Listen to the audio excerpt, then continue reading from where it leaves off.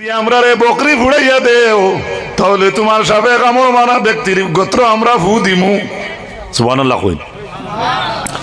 তখন আপনার সাহাবাই কেরাম হকলের মাঝ থাকিয়া কিছু সংখ্যক সাহাবাই কেরাম হকলে কিতা করছো হামদুলিল্লাহ রাব্বিল আলামিন সূরা ফাতিহা গু পড়িছইন আর পড়িয়া সাবেক আমল মাড্ডা বেটার জায়গাত ফু দিছইন। পরবর্তীকার আলমে লগে লগে সাফল কামড় মাড্ডা বেটার কামড় দে আল্লাহ বালা হরি দিছে। বুঝা গেছে নি? আজকের দিনে আপনার বাড়িতে কোনো অসুবিধা হয় কিচ্ছু পারেন না যদি আম দুসরা ফুড়িয়া পানি থুদিয়া খাইলেন জানি সুবহানাল্লাহ কই। কত নাম আছে এই সূরার, আমি এটা খোয়াজ যাইয়ান না। বুখারী শরীফের ইবারত ইনতালাকু ফি সাফারাতিন সাফারুহা হাত্তা নাযালু বিহাইয়্যিন মিন নাহিয়াইল আরব ফাস্তাদাফুহুম ফাআবাউ আন ইউদাইফুহুম ফালুদিগা সাইয়্যিদুল আরব। লম্বা ইবারত ইবা যাইয়ান না।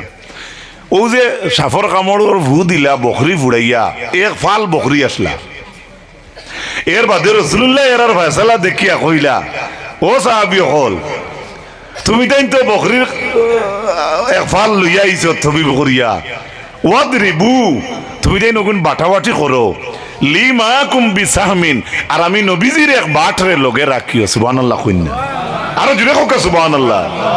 আপনারা আখটা দেখিয়ে উঠা বাটা শুরু করে দিলা, ফুলাও দেওয়া শুরু হয়ে গেছিল, মজলিসটা নষ্ট করে লিতরা কিন্তু